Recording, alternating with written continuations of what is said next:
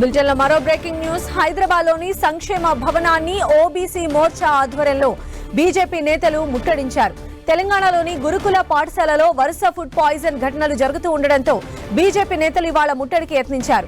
అయితే ముట్టడికి వచ్చిన బీజేపీ నేతలను పోలీసులు ఎక్కడికక్కడ అరెస్ట్ చేశారు. పోలీసుల తీరుపైన బీజేపీ నేతలు అసహనం వ్యక్తం చేసి ఇది హేయమైన చర్యగా పేర్కొన్నారు. ఇప్పటి వరకు గురుకుల హాస్టల్స్ లో 51 మంది విద్యార్థులు చనిపోయారని ఓబీసీ మోర్చా అధ్యక్షుడు ఆనంద్ గౌడ్ ఆరోపించారు. గురుకుల హాస్టల్స్ లో నాణ్యమైన భోజనం పెట్టాలని డిమాండ్ చేశారు.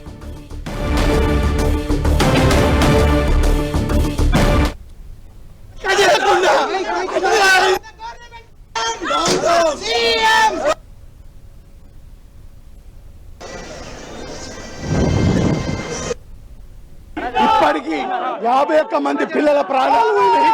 కానీ ప్రభుత్వం నిర్లక్ష్య వైఖరితో ఇతరులపై నెపం నెట్టి మా తప్పు లేదు, ఎవరో కుట్ర చేశారు, పిల్లల మీద ఎవరు కుట్ర చేస్తారో వెంటనే చర్య తీసుకోండి.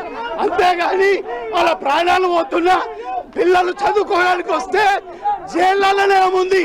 జైళ్ళ ఖైదీలకు సౌకర్యాలు ఉన్నాయి.